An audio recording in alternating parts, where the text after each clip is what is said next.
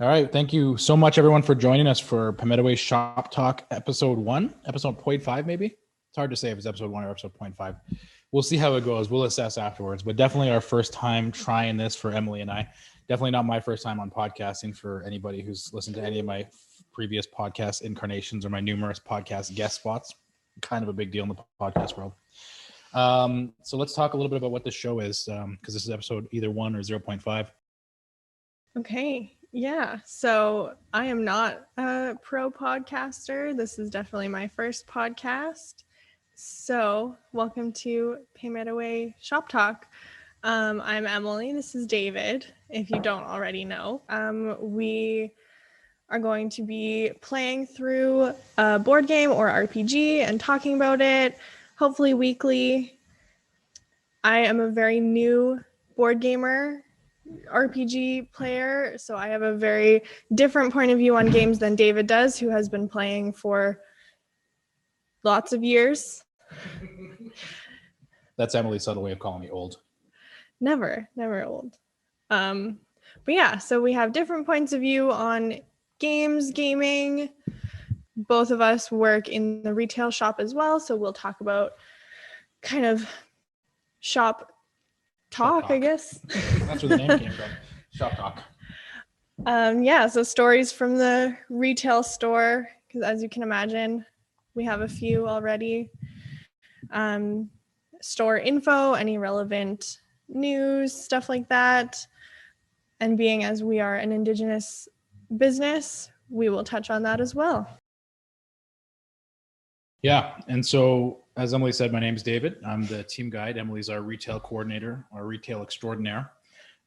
So we're gonna start. We'll jump right into talking about this week's board game or tabletop game discussion piece of the week. Lost Ruins of Arnak. It's important to know the name of the game. Mm-hmm. Lost Ruins of Arnak from Czech Games Edition. So this game was, for a hot minute, a really popular, hot topic, hard to find game. We had some trouble getting it in initially, and then we were able to get a couple copies allocated. So I had to make a hard decision initially as to whether or not they should all be dedicated for retail sale or for if we should designate one for demo purposes. And I was lucky enough to have an opportunity to play a demo copy, or rather a tabletop simulator copy, a couple days before we got the physical copy in. So I had a little bit of pre-familiarity, but I thought it would be a really interesting game to play with the staff, to demo internally, and then kind of get people's thoughts. So before we dive into Lost Ruins of Arnak and the gameplay and all that, let's address the elephant in the room, because I think it's important for both of us as an Indigenous business, both Indigenous people, Emily and myself. It is a very much a colonizer theme. The entire premise of the game is archaeologists traveling to the Isle of Arnak, or to the Lost Ruins of Arnak, to pillage the artifacts and kind of explore and journal the temple, the lost temple of Arnak. So very heavy colonizer theme. So obviously take that with a grain of salt. We have a lot of discussions in the shop and as a team about like how many games really have that kind of colonizer elements and theme to it, which is an unfortunate reality for board games. Board games, of course, typically are built around conflict, and most of history's conflict kind of revolves around colonization. So we will address it as they come up in games, but I wanted to kind of get it out of the way before we dive into the game, because what we really want to focus on in particular, I think, with our discussion on tabletop games is the games themselves. When the content is especially problematic, obviously we're not going to ignore that. But outside of just the general theme of colonization, I don't know that the content itself is especially problematic. Yeah, I think the blurb, at least on Board Game Geek, about this game is that it's uninhabited when they find it. So the premise is that there are no people living there anymore, which, also take that with a grain of salt as well. Which unfortunately is a common theme in colonization, is that erasure of Indigenous peoples and kind of erasing them from the context of whatever the history of them is. So, I mean, yeah, like Emily said, take it with a grain of salt. But now that we've got that preface out of the way, we can talk about the game itself. So Lost Ruins of Arnak is a deck building worker placement game for 1 to 4 players. The box says 12 and up, 30 minutes per player, roughly. I think our game took a little longer when we tried to demo it because we made some mistakes in terms of setting up the environment to play, and having a committed group of players that were ready to sit down and focus on the game. But that's lessons learned. We're going to improve our process going forward. Mhm. So what was so as a non-board gamer, I'm going to maybe defer to you to start with. What were your initial impressions on the game? My initial impressions, I mean, I definitely thought it was fun. I really don't like reading instructions for myself, as we have figured out when I tried to demo 2 solo games and failed. So I need someone to teach me the game, at least for now. But that's where it's good to play with a more experienced person. I think, I mean, as terms of setup, I didn't do any of it, so it was easy for me. And then playing it, I mean, I had fun. I didn't win, but I came in a very close second, because I think like the strategy, I think was easy to figure out the best strategy to pursue. And I think I honed in on that a little early. Yeah, what Emily lacks in experience for playing board games, she definitely makes up for in like intuiting like kind of how to play them pretty quickly and then generating a strategy. So she tries to weasel you in with, well, I don't play a lot of board games, but I'm innocent. And then next thing you know, she's got a ruthless cutthroat strategy, getting all of the resources for herself. Yeah, so I'm just kind of like going through some of the components here. I don't want to necessarily like get into a whole unboxing situation, although we do have some content coming from a friend of the store to do maybe an unboxing video / stream. But yeah, the game itself has some really impressive components. There's a lot of stuff in the box. One thing that it doesn't have, which can be a detriment for some players, some people don't care, is an insert. There's absolutely zero insert in the box. The box is just an empty box with everything kind of piled in. I'm pretty neurotic about games, even if they're not like technically they're not technically my collection, which this isn't. This is a shop game. I like to sleeve everything, bag everything, keep everything organized. Yeah, so nice big board, double-sided, which is interesting. One of the things I always look for, one of the first things I want to assess a game on is replayability. So it's got kind of the beginner board and the advanced board. So 2-sided board, a little bit of variety in terms of how the structure of the gameplay changes. But yeah, it's a nice big size board, nice solid board, good design, artwork, very thematic, I think, in the artwork. Mm-hmm. The board basically is the main play area. There are locations that you can place your workers on, like a standard worker placement game. At the start of the game, there's only 5 base camp locations. And then as you move through the game, explorers can be sent deeper into the island to uncover new locations that represent kind of abandoned sections of the island, which are like anyone who's played a worker placement game, obviously, as you expand and explore more island tokens, it becomes more powerful than the standard base camp operations. And everything you're doing typically is in pursuit of resources, which is kind of used to funnel into the meat of the game, I guess, which is exploring and journaling in the temple area. So yeah, it's got a lot of replayability, a lot of dynamic options for it because of the way the tiles are explored on the island. The deck building elements, so there's 2 different decks that you draw from. There is your equipment deck, which is kind of your mundane explorer equipment, things like rope and different modes of conveyance. There's a dog that you can get, which I found really powerful. In the shop.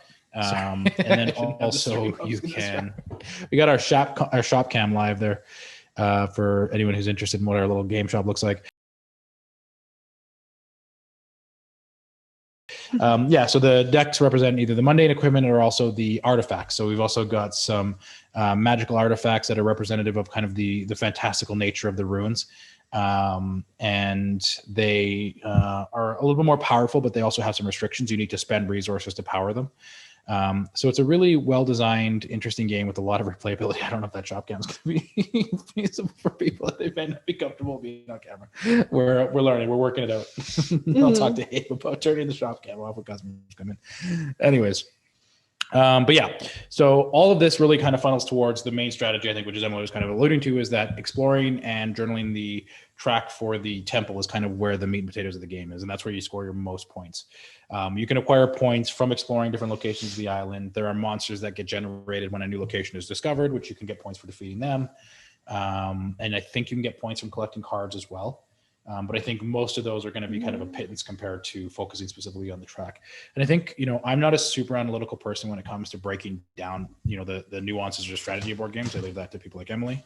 But I do find like that might be kind of a detriment to the game in the long run, is that it might be problematic that there are kind of that one kind of optimized strategy, and there doesn't leave a lot of room for navigating through more complex elements of strategy.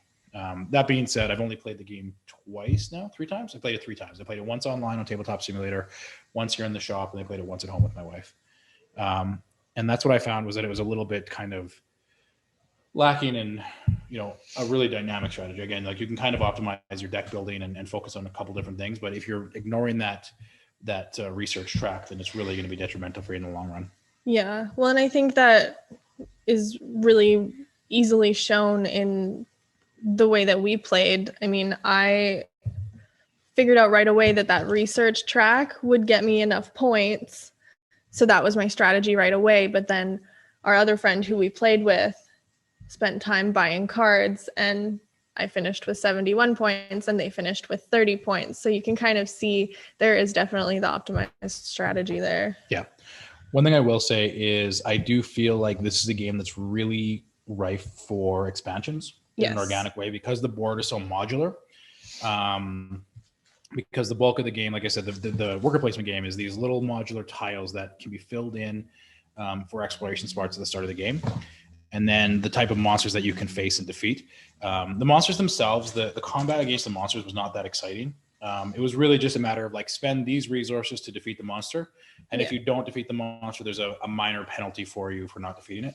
I think there could have been a little bit more thematic work put into like how you interact and fight the monsters. But I think between the locations and the monsters, there can be a really easy way to add expansions without going crazy, especially even with the deck building piece of it as well. You have to be mindful of not wanting to dilute the decks at all. But there's a lot of opportunities, I think, for expanding the game.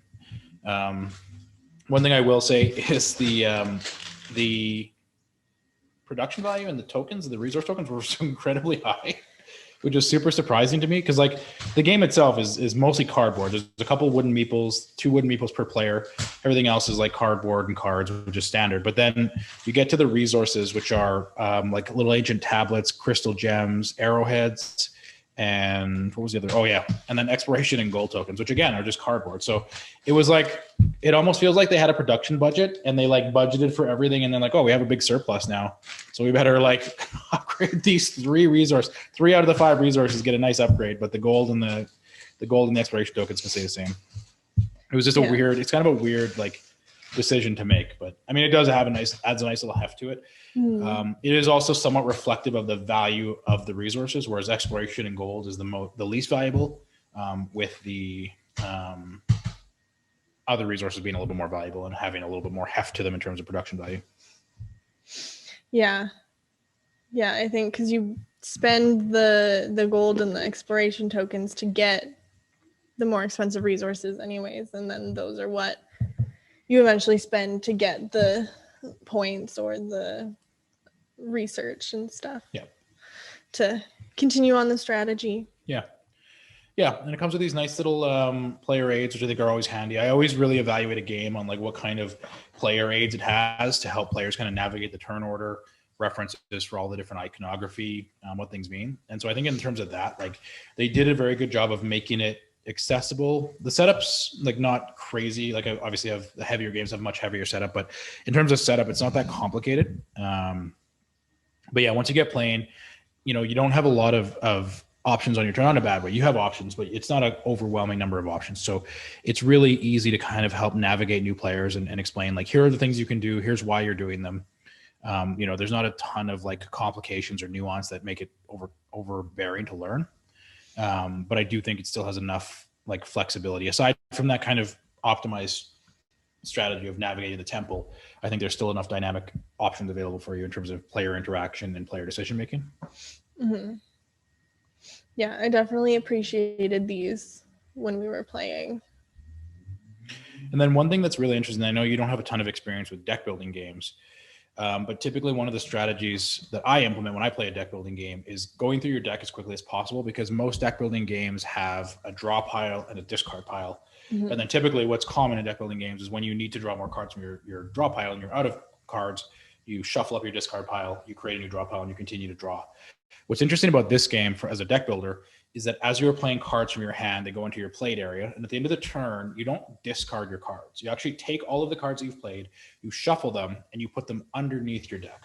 Mhm. So you never actually have a discard pile. You're actually just pushing cards always from the bottom of your deck upwards, which means that if you have you can't take that the traditional deck builder strategy of like, I'm going to buy as many cards as I can. I'm going to try to build a way of cycling through my deck and get to my good cards as quickly as possible, because you'll run out of cards. You just can't cycle an infinite number of cards, which I've done many times in deck building games to my other players at my table's frustration.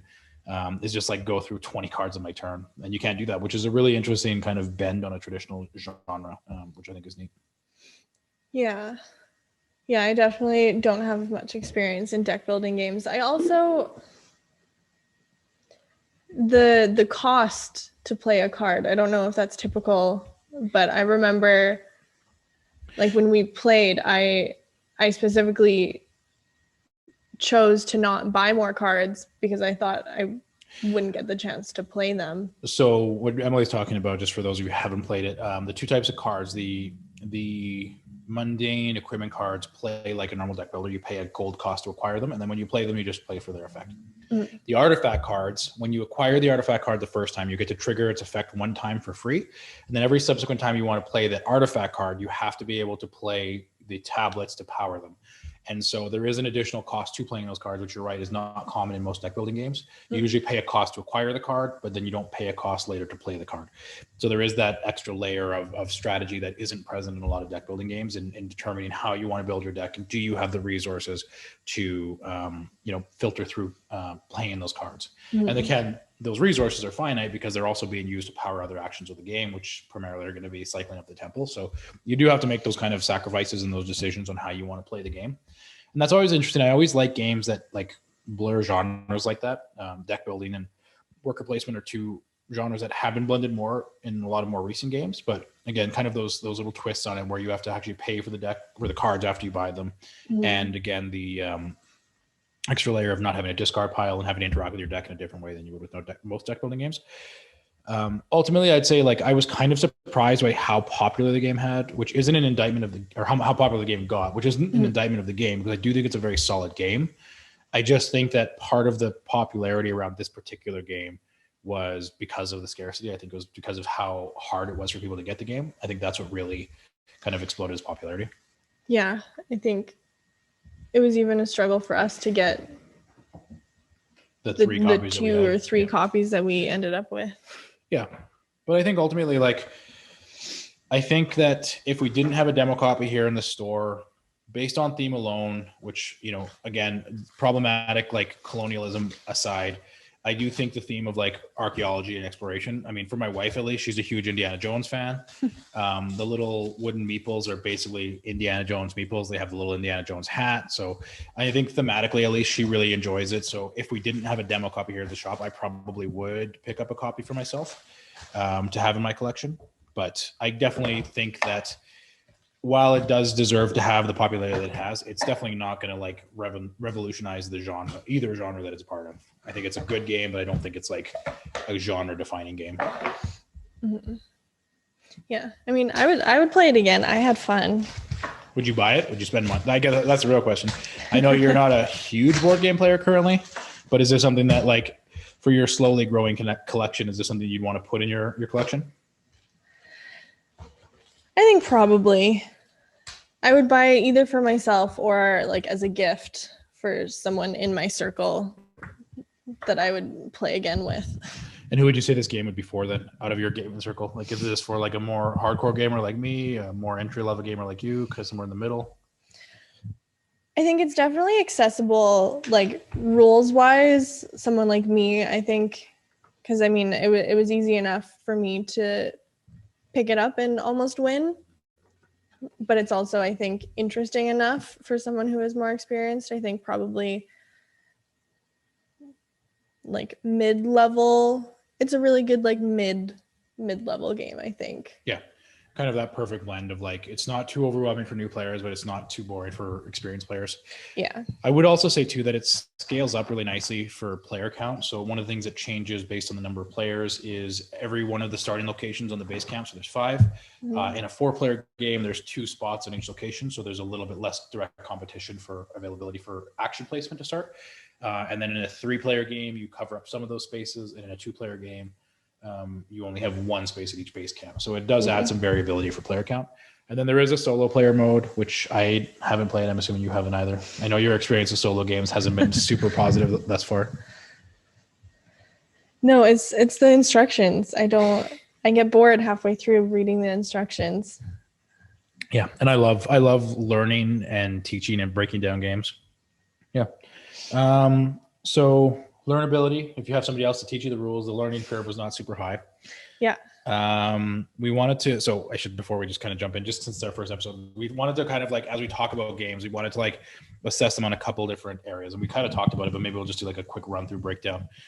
So the difficulty level, again, I didn't find this super complicated. I mean, I'm used to much heavier games, but as somebody who's still newer to games, I don't think you found it overly complicated either. Yeah, no, I thought it was pretty easy enough to pick up, I think.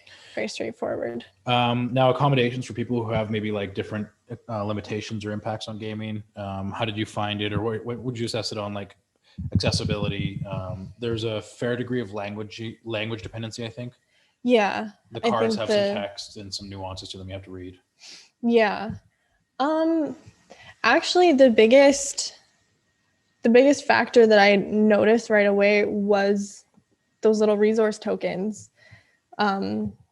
Just because of how different they are, I think depending on certain limitations, they could be still easy to pick up and play with. Yep. Yeah, with the colors and the feel and the kind of weight to them. Yeah, they have like a tactile feel to them. Which is kind of interesting because those would be good accommodations, but then on the other hand, the meeples all look the same. If you can't differentiate the color, they all look the same. And same with the little the gold and the exploration tokens look and feel the same regardless of color. So it's kind of in between, I guess I would say. Yeah. Time for setup to play, I think it's a reasonable amount of time. Half hour per player sounds about right. There's always gonna be the caveat, I think, with every game, if you know what you're doing. Yeah. I don't think this is an especially long game. It's got a fixed number of turns, which I think always is nice, so you kind of know what you're getting to. I did like that. Game is played for 5 turns, so you know exactly how long. There's no surprises in terms of the game dragging out or ending abruptly. That's one of the things I kind of dislike, is games that like feel like they either end too soon or like you don't feel like you have a ton of control over when the game ends. Yeah. And so this, like, you know exactly going in, exactly how many turns you're going to get, and you can maximize your efficiency on those turns. Mm-hmm. That's the other thing too. We didn't really talk about it, but the interesting thing about the game in terms of action economy, because that's something that will determine the length of the game as well, is it is a worker placement game. Every player has 2 workers that they can place, but they can make a choice on their subsequent turns of either playing a worker or playing cards from their hand, both of which can do 2 different things. So you don't necessarily have to play workers. Like, it's not like you play a worker and then play another worker and then your turn's over. You can still continue to take turns independent of placing your workers. The workers are just kind of there to help get you resources, but you can always do research independent of playing workers and do some other actions. Yeah. So it's not just a matter of, when you have 2 workers, you each have 2 turns on a round and then 5 rounds subsequently. So there is some variability in the player length as well, especially if you kind of optimize your resource gathering and then kind of your resource spending to make sure you're maximizing your turn. So I think there's some control over there in terms of flexibility in game length, which is interesting. Yeah. And then themes and thoughts. I know we talked about the colonization lens of it. Any other thoughts on the theme or the kind of the general overall thoughts of the game? I mean, colonialism aside, I did enjoy the kind of archaeology, Indiana Jones vibe of it. I thought it was kind of cool. I guess the nerd on the inside would have liked to know more, but I guess that's not part of what the game is. I just wished, like, going along the research track, I would have liked to learn what I'm researching. Right. But that's like the little nerd inside. Yeah. I don't think that's a bad thing though. Like, I think it's interesting. I mean, I guess the one downside to that is that it limits some replayability, right? Because you don't want to listen to the same story over and over. that it's not trying to make it a narrative game, but I definitely understand where you're coming from in that, you know, the whole idea is that you're supposed to be exploring these lost ruins of this ancient civilization that clearly had some level of mysticism to it. And then that's just essentially reflected by moving up a track without any actual insight or awareness of like, what is this? What did the civilization have? Or like, what were they about? I mean, again, it gets kind of stale after the first playthrough if you have too much like narrative piece. But I do think that there is a lost opportunity there. Yeah. Yeah, no, I think, like I said, I think I'm in the same boat as you. I think it's, you know, for all of the games that do have like that exploration colonization, I think this one kind of takes a more archaeological bend, which I don't think you see in a lot of like really popular games. My experience with most board games is going to be a lot more of the mainstream games, so I don't go too deep into like a lot of the heavier Euro games. But yeah, I think it's a theme that definitely has some room for, like, there's definitely room for criticism, but also like I do think it's an interesting theme if you kind of take that narrative lens out of it. And that's our discussion on Lost Ruins of Arnak. Yeah. I'd say I think we're both in the same boat. We'd recommend it. Yeah. I enjoyed it. Worth playing. Interesting box size. Oh yeah, I was gonna tease next week's game. I don't know if you already had a plan for next week's game, but we're gonna demo this Dice Throne. Dice Throne is a new-ish game published by Roxley Games, who's very close to us outside of Calgary, Alberta. So Canadian publisher. There's Dice Throne Season 1 and Season 2. It's an asymmetrical dice and card-based competitive game. I became obsessed with it fairly recently, so we're going to talk about this next week. I just want to do a little tease. Fair. Yeah, so next segment, right into shop talk. I think in my head I had it as a little bit of almost interview style of like asking you what it was like opening a small business during COVID. Sure. Yeah. So Pimetaway Games is the retail operation of Pimetaway Together, which is kind of the banner business that we all work for and with. So Pimetaway Games, as you can see by our shop camera here, is a small Indigenous-owned tabletop gaming retail space. So we're just kind of exploring with the Twitch channel and some of the other stuff, kind of exploring how we can better serve and build a community around that side of things. So we opened the retail space in February 2021, right in the heart of the pandemic. What we were hoping, I think, at the time to kind of be the tail end of the pandemic after a year, but clearly was not. And the retail space was really specifically just kind of like an organic spin off from the consulting work that we do. And we'll talk maybe more about that in future episodes. But, you know, it was a decision that was built around kind of timing and opportunity. So we had already been working in the consulting side of things for a lot of years, for just under 2 years at the time, and realized that a lot of our workshops, a lot of our consulting work kind of really was tied into tabletop games and utilizing tabletop games to better engage communities, develop life skills for youth, things like that. And so having better access to like retail distribution channels, like what we want to do ultimately on both retail and consulting is support schools and libraries and other community-based organizations in implementing tabletop games into their curriculum, to their community building, to whatever it is, because we feel like there's so much value in a lot of tabletop games in terms of like life skill development, like literacy, math, communication, whatever. So being able to have a channel in which to be able to better support those community partners is really important to us. And what we discovered is in the tabletop gaming industry, they're very, distributors and publishers are very reluctant to work with anyone who isn't a brick and mortar retailer. So we were kind of in this position where if we wanted to really be able to fulfill what we see as a need of better serving those communities, particularly Indigenous communities, and introducing games to those communities, we needed to have a retail gaming space. So we had a little 400 square foot office. This was before you had joined the team. And we kind of built out like a little private gaming space in that office. And we had built a little custom gaming table, and we had invited a bunch of role-playing game players to come in and kind of like provide some feedback and thoughts on what they would like be looking for and what their thoughts would be in having a kind of curated private gaming space. And at the time we were very fixated on just role-playing games, providing a space for role-playing game players, a curated experience, custom tables, private rooms, resources to kind of enhance the gaming experience, miniatures, a library of popular RPGs, dice, character sheets, kind of like, and a concierge who can kind of like help explain rules, all that stuff, but very fixed on role-playing games.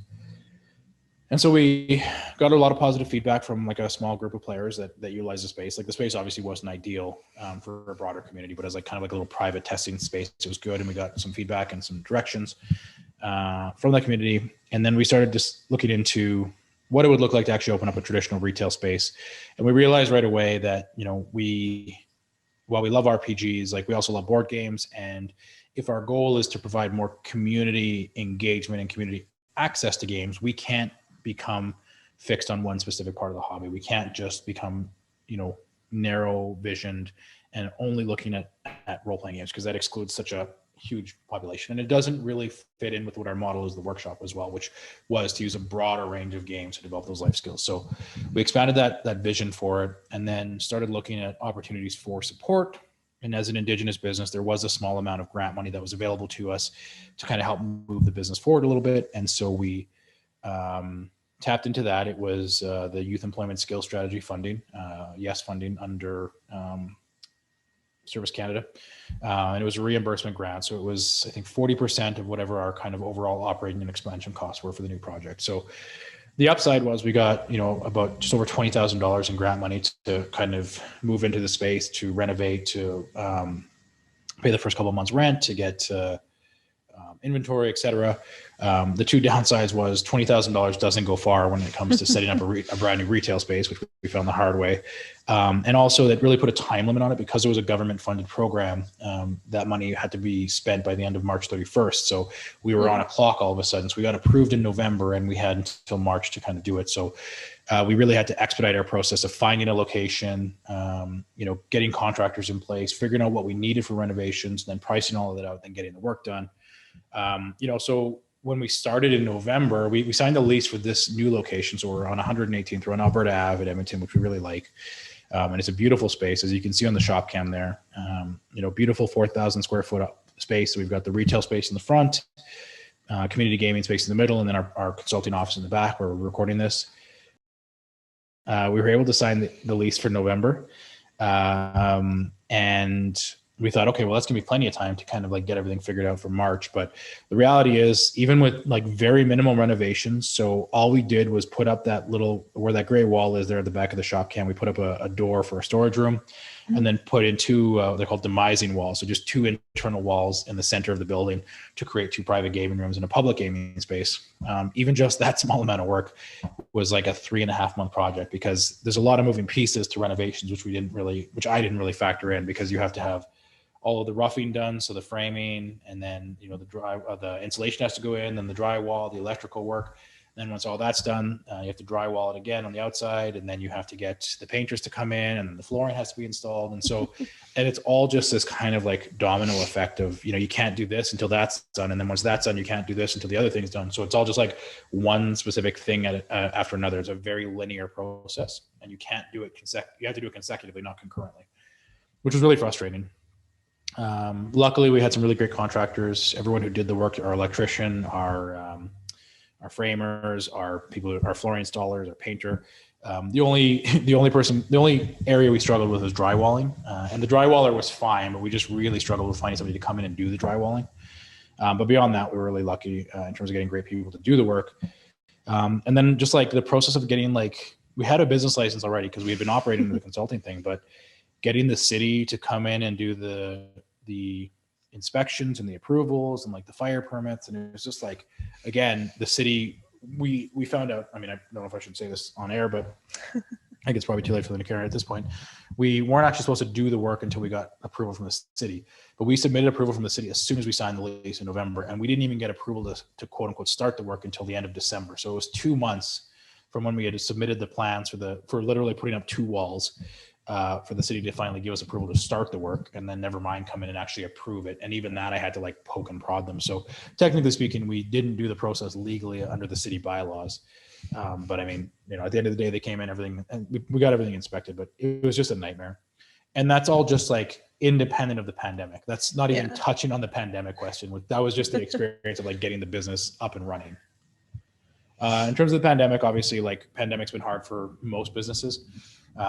Ironically, on the consulting side of things, early 2020, because a lot of our work was supporting Indigenous communities, a lot of the work we did was helping get them set up and utilizing Zoom to connect with one another and to be more effective and efficient in their communication. So the pandemic in that regard and the consulting side of things actually helped us quite a bit.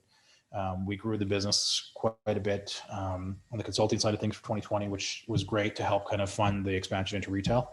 And now that we're here in retail, obviously, like we're slowly building up a community. Edmonton's a very, very strong gaming community, but there's also a lot of really great retailers already existing in the space. So for us, it's kind of just figuring out what differentiates us other than the fact that we're an Indigenous business. And then just trying to create a space that kind of builds its own community, right? I think the fact that we are on Alberta Ave, while we're on 118 Ave, really helps kind of set us apart and gives us a very unique community feel just based on geography alone. Yeah, for sure. I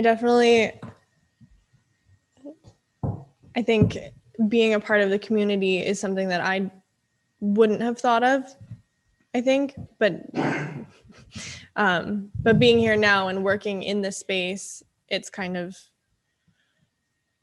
it's very apparent that we are wanting to be like a part of the community. And the community wants us here too. And I think that's super important as well, is that the community has really welcomed us, whether it's the other business neighbors like Norwood Dental, the Carrot Cafe, Pariso Tropical. Like we've been invited very much by the other neighbors, the other businesses in the neighborhood, who I think are very excited to see a community-minded game store come up, like something that's a little bit more positive than, you know, and not to belittle these other businesses, but like, you know, there's a lot of liquor stores and a lot of pawn shops, right, which kind of bring a very specific type of feel to the neighborhood.